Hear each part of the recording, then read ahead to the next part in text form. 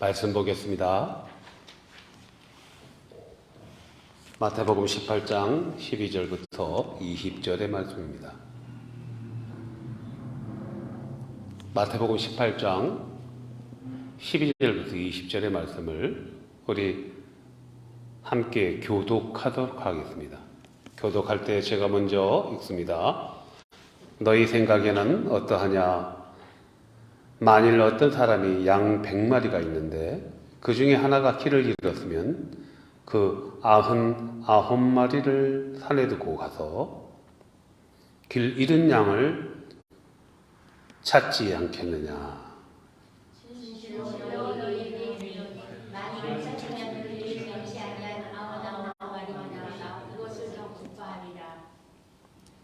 이와 같이 이 작은 자 중에 하나라도 잃는 것은 하늘에 계신 너희 아버지의 뜻이 아니니라.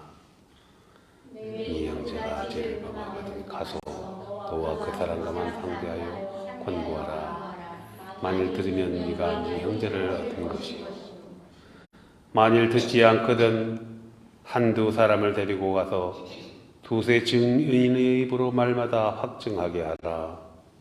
만일 그들의 말도 듣지 않거든 교회의 말하고 교회의 말도 듣지 않거든 이방인과 세리와 같이 여기라.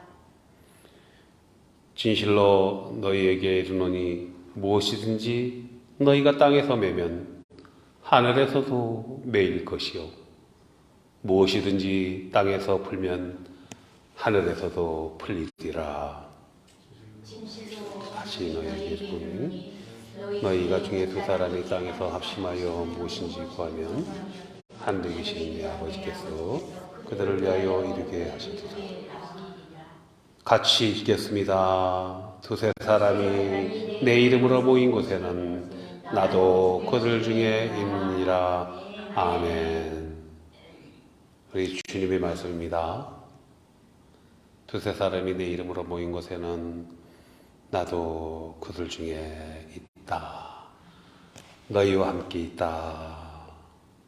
예수님이 지금 우리와 함께 계십니다. 성령으로 오셔서.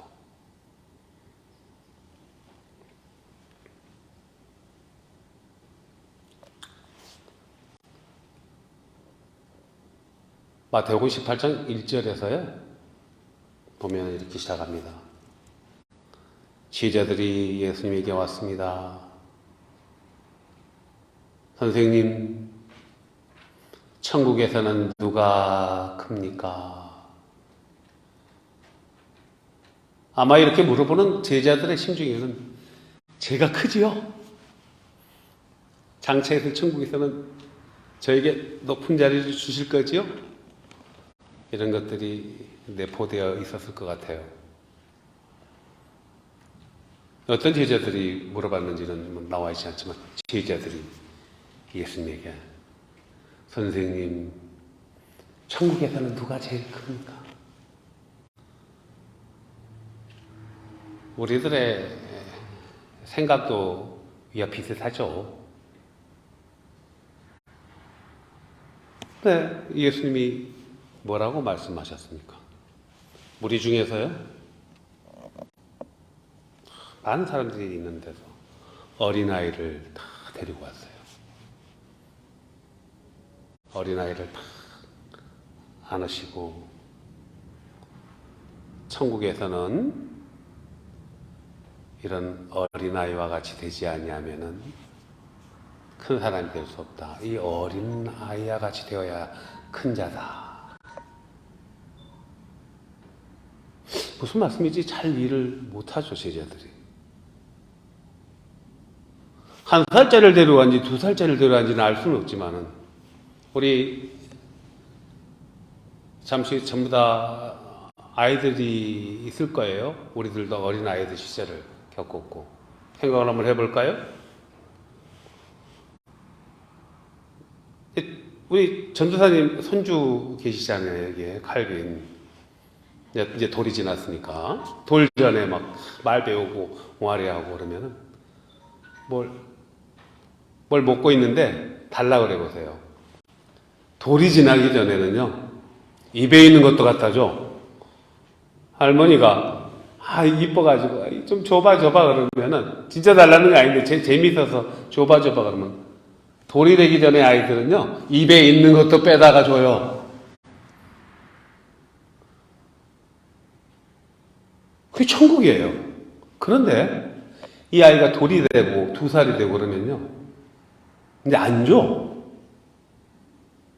줘봐 그러면 울어. 주기 싫어서. 왜 그래요? 아담이 나오는 거야. 아담이. 아기 때는 천국 그대로야. 그러면 자라면서 아담의 씨가 나오니까 자아라는 게 나오고 자아가 나오는 거야. 그게 사단에게 농락당한 아담 안에 있는 우리들의 모습이죠.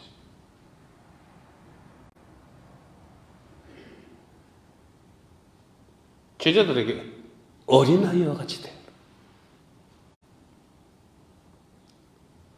그러면서 5절에서 누구든지 내 이름으로 이런 어린아이 하나를 영접하면 곧 나를 영접하는 것이다.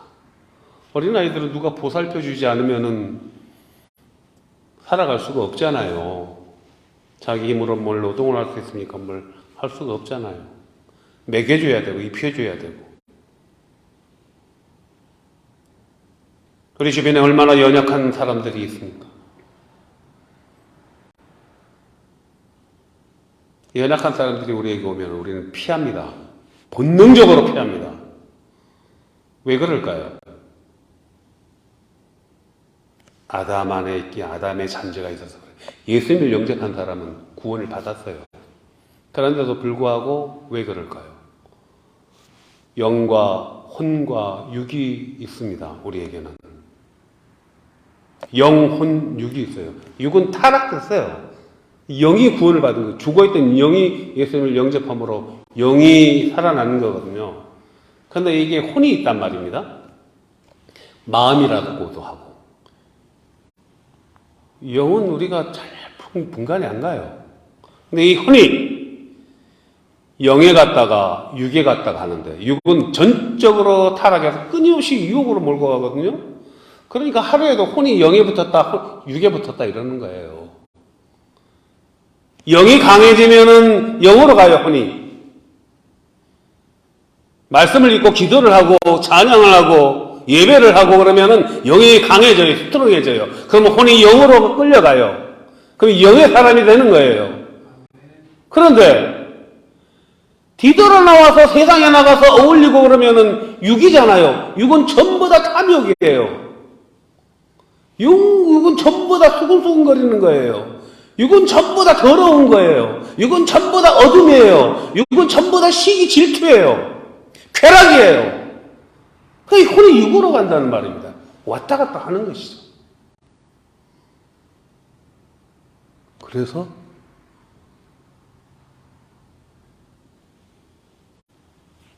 연약한 사람을 보면 피해요.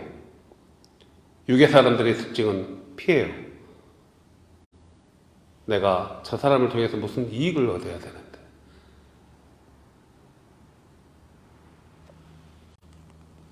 이런 연약한 어린아이 같은 사람을 영접하는 것이, 영접이라는 게 무엇입니까? 그냥 야, 너 배고프지? $5, $10 주는 게 영접인가요? 영접, 글자 그대로 환대하는 거잖아요. 환대. 열렬하게 안아주고 열렬하게 받아주고 용납하고 대접하고 배려하면서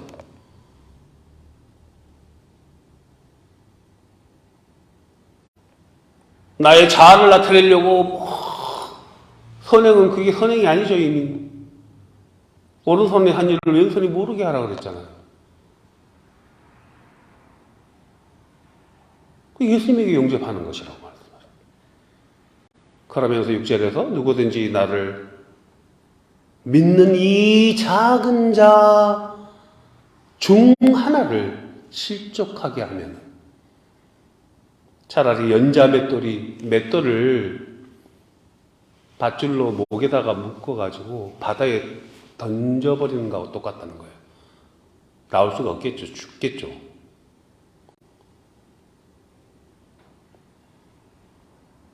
실족해 하면은 연자맷돌을 목에 걸고 바다에 빠지는 게 낫다. 한 영혼을 실족하게 하는 것이 이렇게 무서운 거예요. 지금 오늘 18장의 말씀은요, 교회에게 주시는 말씀이에요. 마태복음 18장, 천국 비유에게 가지면 교회 이야기예요. 오늘날의 교회. 천국이 어디예요? 예수님이 있는 거 천국이, 예수님이 천국이잖아요. 예수님이 성령이 되어 오셔서 교회 시대가 된 거예요. 성령의 시대라는 거죠. 성전의 시대는 끝나고 성령의 시대가 교회 시대인 거예요. 우리들이 몸이 성전이 되었잖아요. 두세 사람이 모인 곳에, 내 이름으로 모인 곳에 내가 있다. 지금 교회로 모여 있는 거예요. 교회가 천국이에요. 이곳에서 천국을 경험하지 않고서 어떻게 죄림했을 때 완전히 몸이 부활해서 육이 깨끗해졌을 때, 영혼육이 완전해졌을 때 하나님의 나라를 누릴 수가 있겠습니까? 이곳에 오신 천국이 교회라는 것이죠. 천국에 대해서 이야기하고 있는 것입니다. 오늘날 교회에게 주시는 말씀이에요. 오늘 본문으로 들어가서 12절에서 너희 생각에는 어떠하냐? 양 100마리가 있습니다. 예수님이 뭐예요? 양의 문이잖아요. 밤이 되면 양의 문으로 들어와야 돼요. 그래야지 보호를 받지 않습니까? 우리 안에 들어오지 않으면 사나운 짐승들에게 먹혀버리는 것은 자명한 일이죠. 근데 한 마리가 들어오지 않았어요. 그러면 99마리는 안전한 우리 안에 있다는 것이죠. 그럼 그 한 마리를 찾으러 가지 않겠느냐? 찾으면 얼마나 기쁘겠느냐? 우리 교회가 지금 여전히 작은 교회지만 하나님은 이 잃어버린 한 마리의 양을 귀하게 여기신다는 것입니다. 우리들 교회도 잃어버린 양들이 얼마나 많이 있습니까? 잃어버린 양들이 다 한 마리 양을 이 본문에서는 찾으러 가는데 잊어버린 양들이 한 30명 되는 것 같아요. 우리 교회가 30명이 넘어요. 저의 문제이기도 하고 저의 지도력의 문제이기도 하고 여러 가지 요인들이 있겠지만 잠시 기도하도록 하겠습니다. 아버지 하나님, 잃어버린 양을 찾아 나서는 주님의 그 심정을 주시옵소서. 우리 김은임 집사님을 주님 손에 올려놨습니다. 태호 소연이를 기억하여 주시옵고, 우리 위성원 성도, 김은숙 성도, 송명아 성도, 지환이, 전세영 성도, 오홍식 성도, 저를 위해서 기도하지만 아버지 더 기도할 때 저 불쌍한 영혼들 돌아오게 하여 주시옵고, 아버지 우리 이용석 장로를 아버지 불쌍히 여겨주시옵소서. 아버지 이곳을 다녀간 많은 양들이 있습니다. 저들을 불쌍히 여겨주시고 우리가 찾을 수 있는 그 지혜를 허락하여 주시고 다시 모여 우리가 예배하게 하여 주시옵소서. 예수님의 이름으로 기도합니다.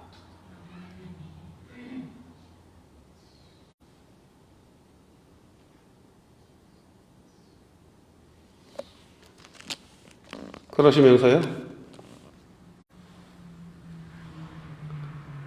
오늘 18절로 넘어가 보겠습니다.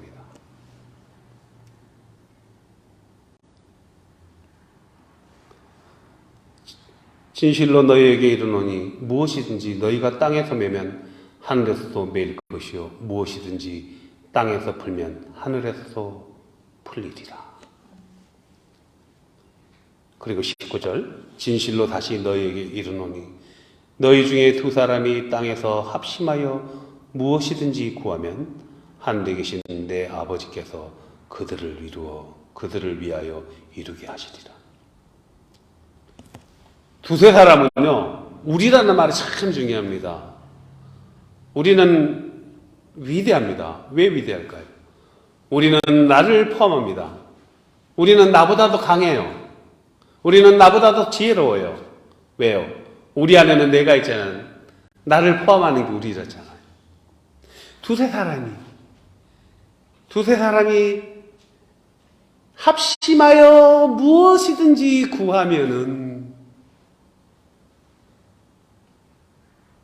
두세 사람이 모여서 엉뚱한 걸 구하겠습니까? 내가 구하는 것은 엉뚱한 것을 구할 수 있어요. 유괴의 것을 구할 수가 있어요. 그런데 교회에서 모여서 주님의 이름으로 모여서 우리가 엉뚱한 것을 구할 수가 없단 말입니다. 이 육은 계속 타락되어 있기 때문에 혼을 자극해요. 그래서 우리 욕심을 구하기도 합니다. 우리 탐심을 구합니다. 영의 것을 구할 수가 없어요. 그러나 두세 사람이 모이면 어떻게 됩니까? 사도행전으로 넘어가 보겠습니다. 사도행전 2장에서 어떻게 교회가 시작됐습니까? 주님이 말씀하신 것처럼 이곳을 떠나지 말고 모여서 기도할 때 성령님이 오셨잖아요. 성취하시고 10일이 안 돼서 성령님이 임하셨습니다. 불의 해같이 임하셔서 각국의 언어로 말씀하게 하였다. 각국의 언어로 기도하게 했어요. 방언의 은사가 특전하고 있죠. 이 방언은 외국어를 말하는 거예요. 알아듣지도 못하는 샬라샬라가 아니라 러시아 말로, 중국말로, 스페인어로, 한국말로 각국의 소아시아에 있는 흩어져 있는 그 언어들의 말로 했다는 것이죠. 성령이 임하니까 베드로가 예수님이 하신 말씀이 생각이 나가지고 담대하게 예수 그리스도의 십자가와 부활을 증거한 거예요. 오직 전할 수 있는 건 십자가와 부활이에요. 십자가와 부활 외에는 예수님을 달리 설명할 길이 없습니다. 어떤 목사님들이 그래요. 목사님, 저는 일주일에 책을 몇 권씩은 읽습니다. 목사님 몇 권 읽으세요? 아무 말도 안 했습니다. 저는 요즘은 한 권도 안 읽습니다. 저는 성경보다 더 귀한 것이 없다고 생각해요. 성경이 있는데, 물론 세상의 책을 읽어야죠. 읽지 말라는 것은. 그러나 나는 시간이 없어서 나는 성경 읽기도 바빠요.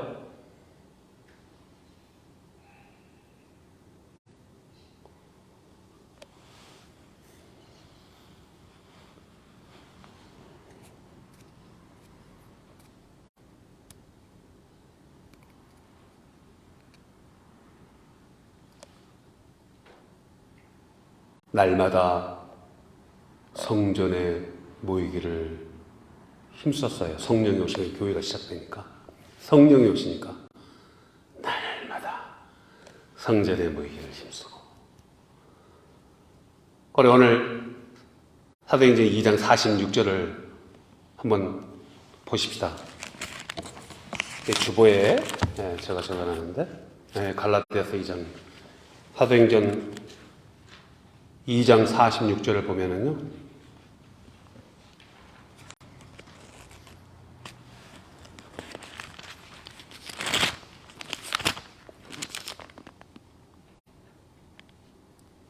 날마다 마음을 같이하여 성전에 모이기를 힘쓰고 집에서 떡을 떼며 기쁨과 순전한 마음으로 음식을 먹고.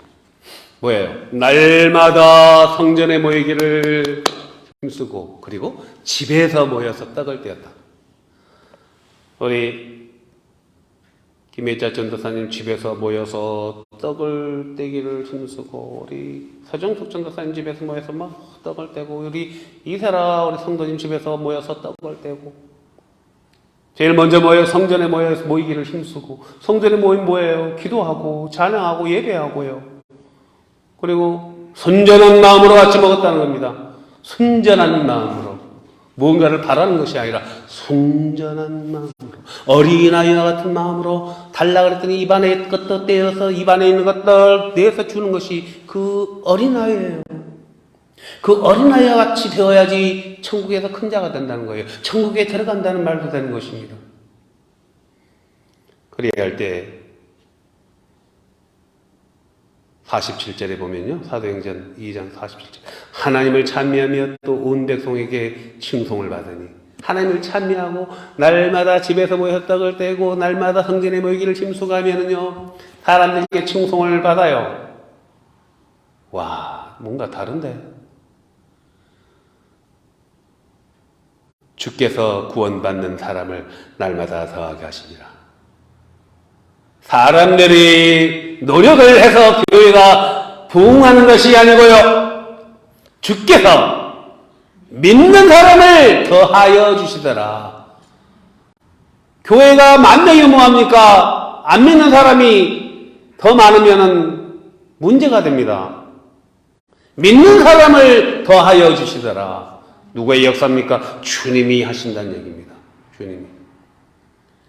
우리의 노력으로 발버둥을 쳐도 아담의 유고라면은요, 10만 명이고, 20만 명이고, 30만 명이고, 퍼포먼스에 불과해요. 퍼포먼스가 되는 거예요. 나의 이름을 높이자, 고대의 명성가가 되자, 네피림이 되는 거예요. 우리가 예수님을 복음을 이용한 종교인이 돼서 만드는 것입니다. 복음을 이용한 종교인이 되었을 때 그건 예수님의 영광을, 하나님의 영광을 막아버리는 것이죠.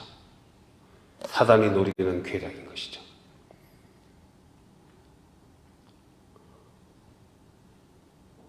그리고 나서 21절부터 마태복음으로 다시 들어와서 21절에 이런 비유의 말씀을 주는 거예요.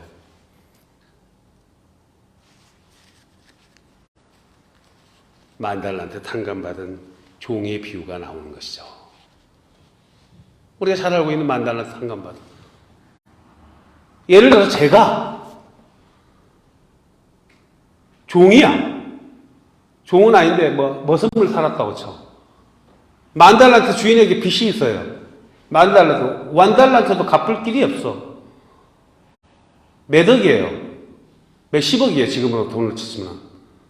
만달란트는 도저히 갚을 수 있는 돈이 아니에요. 1조, 2조의 돈보다 더 돼요.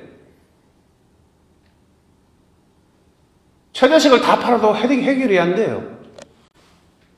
그런데 주인이 만달란트를 탕감해줬다는 것입니다. 내지 않아도 돼. 탕감했어. 그리고 나갔습니다. 얼마나 감사합니까? 이건 형용할 수가 없는 기쁨이죠. 친구를 만났어요. 동가를 만났는데 이 친구한테 100데나리온을 빌려줬다는 거예요. 1데나리온이 하루 노동자의 임금이니까 100데나리온을 빌려줬다는 거죠. 2만 불을 빌려줬어요. 2만 불. 차 한 대, 조그만 차 뽑을 수 있는 차 한 대 값을 빌려줬는데 못 갚아. 은혜를 받은 이 종이 멱살을 잡고 자신의 집에 광에다가 잠가버렸어요. 수소문을 내서 너가 오늘 중으로 돈을 갖고 나와야 풀어줄 거야. 그 이야기가 주인에게 들려진 것입니다. 다시 불러다가 만달란트 탕감해주고 취소. 우리가 하나님께 만달란트의 은혜를 받은 사람들이에요. 오늘 교회에게 주시는 말씀입니다. 만달란트 탕감받은 사람들이 100데나리온에 빚진 자기의 친구를 옥에 가뒀다는 이야기입니다. 한 마리의 양을 찾아 나서는 우리 주님의 그 비유, 그것이 오늘날 우리 교회가 나가야 될 길이죠.